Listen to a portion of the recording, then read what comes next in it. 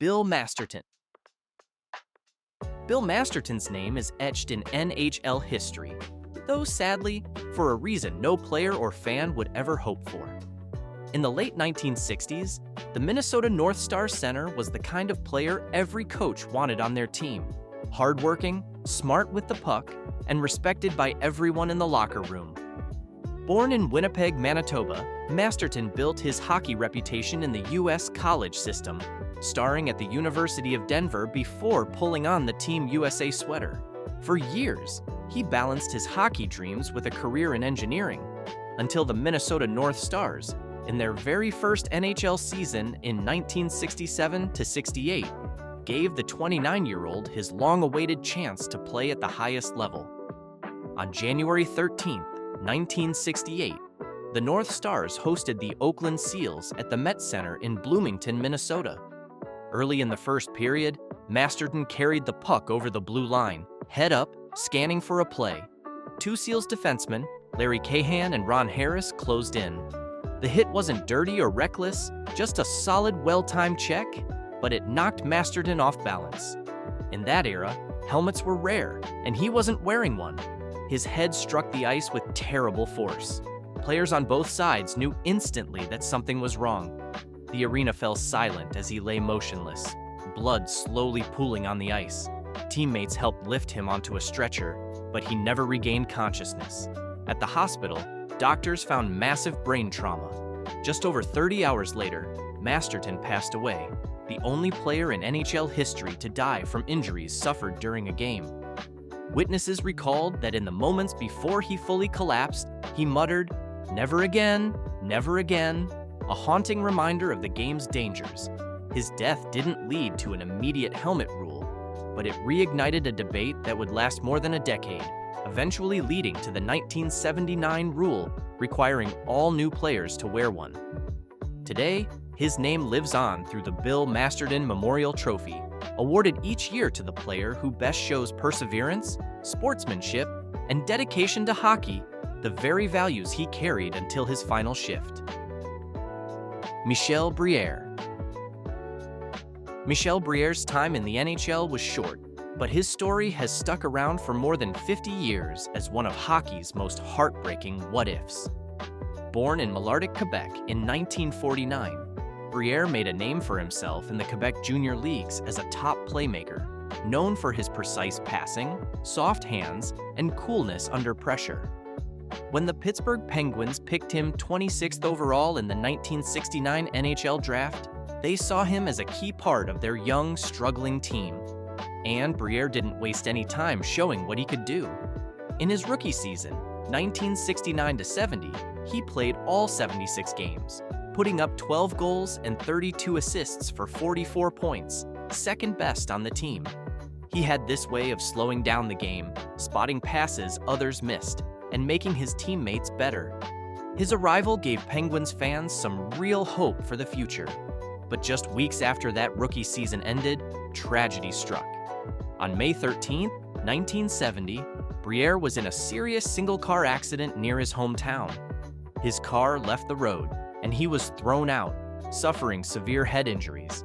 He fell into a coma and stayed in that state for almost 11 months. Despite several surgeries and constant care, he never woke up, passing away on April 13, 1971, at only 21 years old.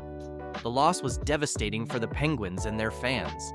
In just one season, Briere had given them a glimpse of what might have been, a future that was suddenly gone.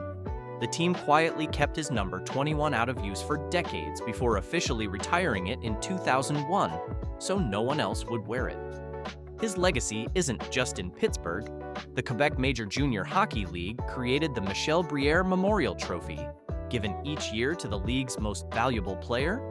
Some of the biggest names in hockey, Sidney Crosby, Mario Lemieux, Guy Lafleur, have won it, carrying on the memory of a young player whose career was tragically cut short. Even today, Michel Briere's story reminds us just how fragile life can be and how quickly opportunities can disappear. His rookie season still stands as a powerful reminder of what might have been, and his name remains a part of hockey history. Dan Snyder. Dan Snyder's story is one of the most heartbreaking in modern NHL history, not just because of the accident that took his life, but because of the close bonds it affected. Snyder wasn't drafted. He fought his way onto the Atlanta Thrashers roster through hard work and earned a reputation as a teammate with heart and soul. Quiet as a leader, he was someone everyone in the locker room looked up to. By 2003, he was ready to really lock down his spot on the team when tragedy struck. On the night of September 29, 2003, Snyder was a passenger in teammate Danny Heatley's Ferrari. The car lost control on a residential road in Atlanta, crashing into a brick pillar at high speed and splitting in two. Snyder suffered serious head injuries and slipped into a coma. Despite surgery, he passed away 6 days later at just 25 years old. Heatley was badly hurt, but survived. The news hit the NHL hard. The Thrashers were just starting to build something special, and Snyder's death was a huge blow. Heatley faced legal trouble afterward, but Snyder's family forgave him publicly, a gesture that touched a lot of people. To honor Snyder, the Thrashers named their Community Service Award after him, celebrating his commitment to giving back. The NHL also took a harder look at player conduct off the ice, especially around speed and safety on the roads. This tragedy showed just how deep the bonds between teammates go, way beyond the rink. Dan Snyder's legacy lives on through his hometown of Elmira, Ontario, and the Dan Snyder Memorial Foundation, which helps youth sports and community projects. For those who knew him, he'll always be remembered not for the accident, but for the warmth, humility, and relentless drive he brought every day. Adam Johnson. When tragedy strikes in the most ordinary moment, it leaves an echo that demands change. Adam Johnson, a 29-year-old forward who had skated 13 games with the Pittsburgh Penguins, was chasing a career rekindled across the pond with Nottingham Panthers in England. On October 28, 2023, during a Challenge Cup match against the Sheffield Steelers, Johnson was caught in a collision. Matt Petgrave's skate blade came up and struck his throat. The image is haunting. After the impact, Johnson skated toward the bench, blood trailing behind him, before collapsing on the ice. Teammates formed a protective circle around him. Paramedics took over, but he passed away at the hospital later that night. The incident was heartbreaking, but the ripple effect was immediate and forceful. The Nottingham Panthers pulled out all the stops. Games that weekend were suspended. A public gathering was held for fans to pay tribute, and eventually they retired his number 47 and unveiled a permanent plaque in his honor. Beyond the grief, the consequences for hockey were profound. In England and Wales, the governing body for all levels announced mandatory neck guards starting January 1st, 2024. Across North America, the response was sweeping. USA Hockey now requires neck laceration protection for players under 18 from August 2024, and the AHL will enforce it starting in the 2024-25 season. Meanwhile, the IIHF moved to mandate neck protection across its affiliated leagues, and the NHL has entered serious talks with equipment manufacturers and the Players Association about phased adoption, possibly starting with new players in the 2026-27 season. Veteran NHLers took note too, and the number of people watching for protective gear grew. Hamilton's TJ Oshie even sold out of cut-resistant neck shirts made by his Warroad hockey brand, acknowledging that while it's not a cool look, they are now thinking twice about the matter. What was once dismissed as uncool or unnecessary suddenly became a matter of survival. Adam Johnson's death was a rare, devastating chapter in hockey history. His final game may have been overseas, but the safety lessons he left behind will shape how the sport protects its players for years to come. Stephen Peat. Stephen Peat's life after the NHL was far quieter than the cheers he once heard in the rink. Drafted by Anaheim in 1998, he made his mark in Washington as a tough, no-nonsense enforcer. In 130 games, he racked up 234 penalty minutes and never hesitated to stand up for his teammates. But sometimes, the hardest battles happen long after the final horn. By the mid-2000s teens, things had started to fall apart. Pete dealt with constant headaches and memory problems, issues he believed came from years of hits to the head. His health struggles bled into other parts of his life: substance use, run-ins with the law, and even a 2015 conviction for negligent arson at his father's home. With nowhere stable to go, he bounced between his car, friends' couches, and long walks through parks in London, BC, trying to make sense of it all while living with chronic pain and isolation. Then, in the early morning of August 30th, 2024, Pete was crossing a road in Langley when he was hit by a car. He survived at first, but 2 weeks later, at just 44 years old, he passed away. The NHL Alumni Association shared their heartbreak, noting that Pete's final act, organ donation, would save multiple lives. Former teammates and fans remembered him not just for the fights, but for the man behind them.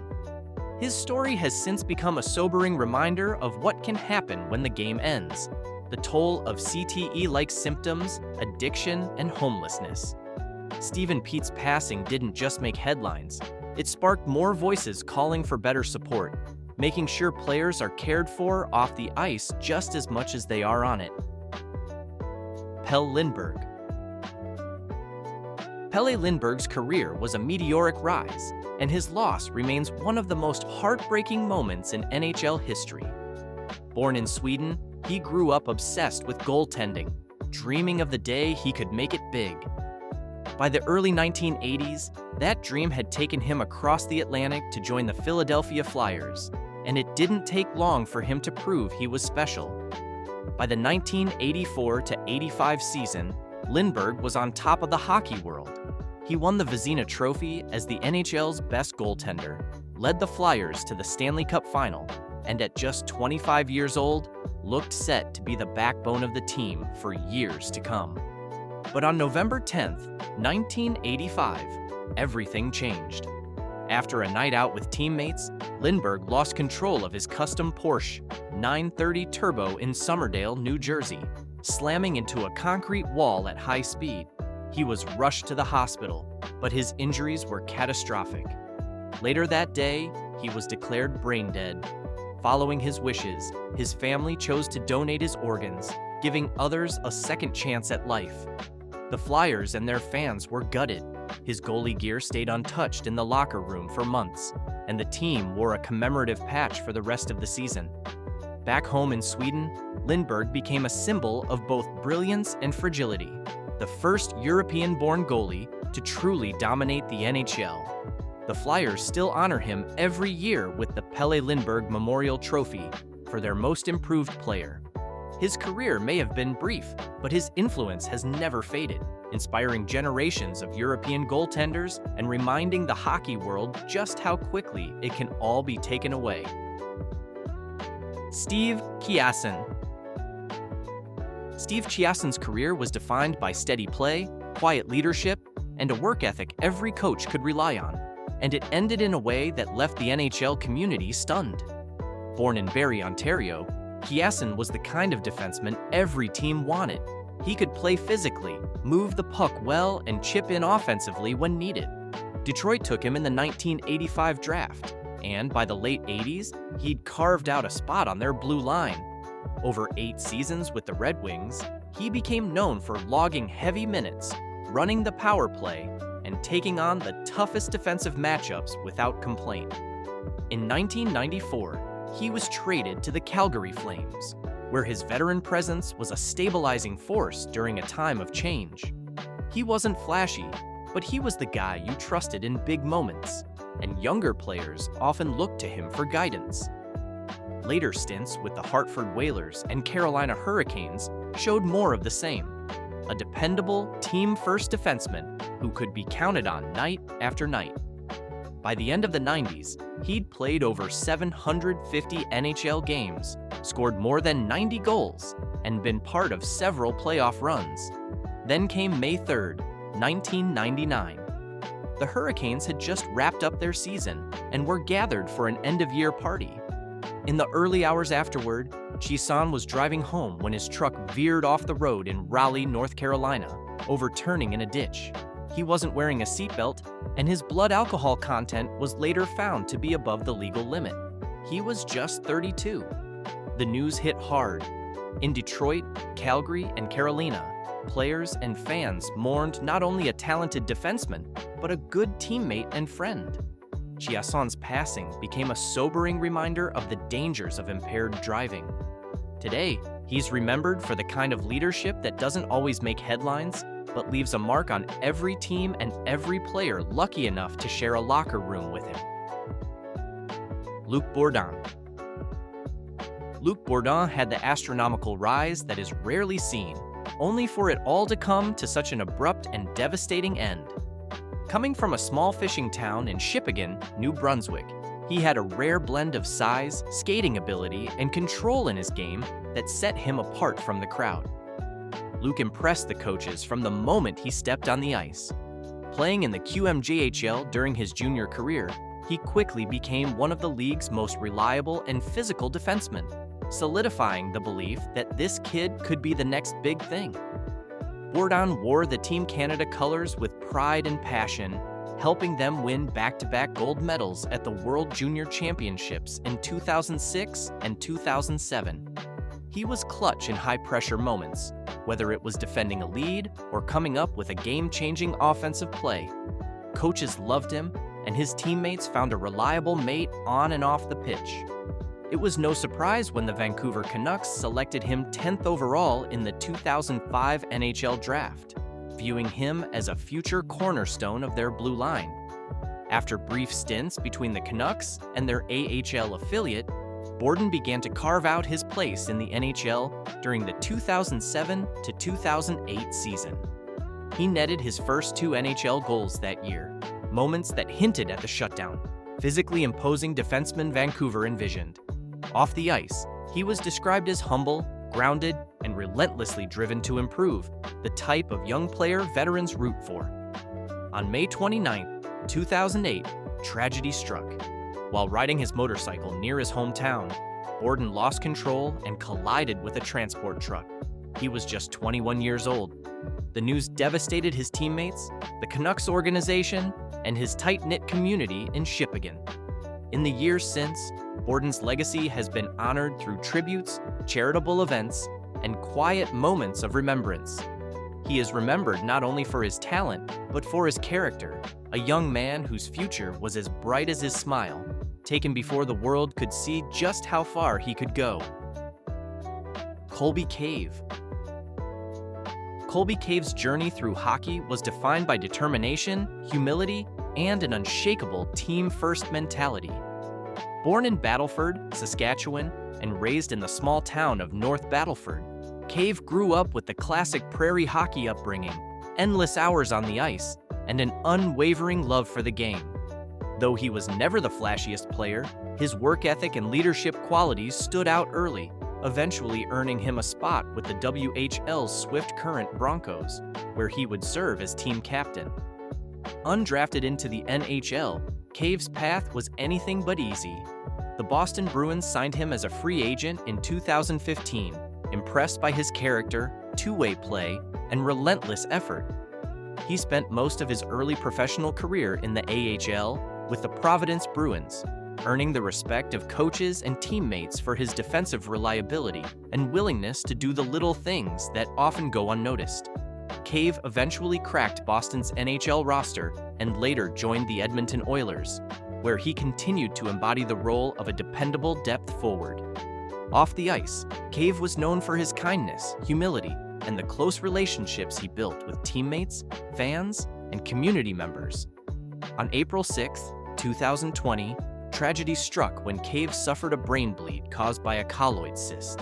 He underwent emergency surgery in Toronto, but despite the best efforts of medical staff, he passed away on April 11th at the age of 25. His death sent shockwaves throughout the hockey community, coming during the early months of the COVID-19 pandemic, when the world was already in a state of uncertainty and grief. The Oilers and Bruins, along with countless teammates and fans, honored Cave's memory through tributes and charitable initiatives. The Colby Cave Memorial Fund was established to support community programs and underprivileged youth, a lasting reflection of the values he lived by. Colby Cave's career may have been short, but his impact was profound. He is remembered not for statistics or highlight reels, but for his heart, humility, and the example he set for how to treat others both on and off the ice.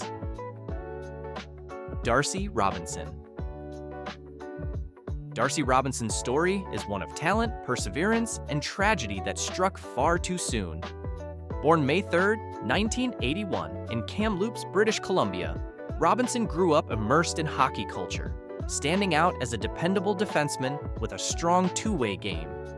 His early years in junior hockey with the WHL's Saskatoon Blades showcased his combination of size, mobility, and a willingness to play physically, traits that drew the attention of NHL scouts. In 1999, the Pittsburgh Penguins selected Robinson in the second round, 49th overall of the NHL draft. While he never secured a full-time NHL role, he became a steady presence in the AHL with the Wilkes-Barre HCA Scranton Penguins, known for his team-first mentality, physical play, and locker room leadership. After several seasons in the Penguins organization, Robinson took his career overseas to continue playing professionally, joining HC Asiago in Italy's Serie A league.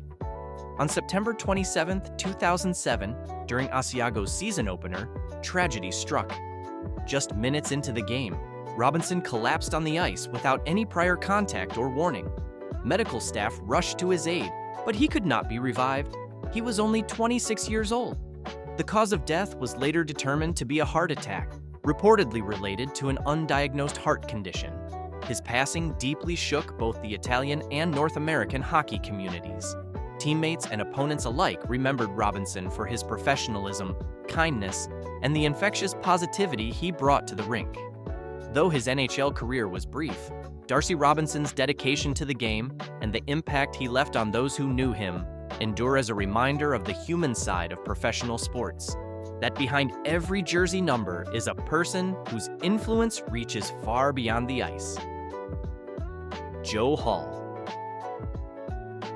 Joe Hall's tale is one of the earliest and most haunting tragedies in hockey history, tied directly to one of the deadliest pandemics the world has ever seen. Born on May 3, 1881, in Staffordshire, England, Hall moved to Canada as a child and grew up in Manitoba. Known as Bad Joe Hall for his rugged, bruising style of play, he was a feared and respected defenseman in the early days of professional hockey. His aggressive nature often landed him in penalty trouble, but it also made him an indispensable presence on the blue line. Hall's career spanned the formative years of the sport.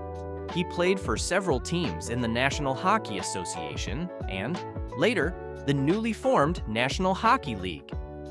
By 1917, he had joined the Montreal Canadiens, bringing his trademark physical play and leadership to a team already steeped in competitive fire.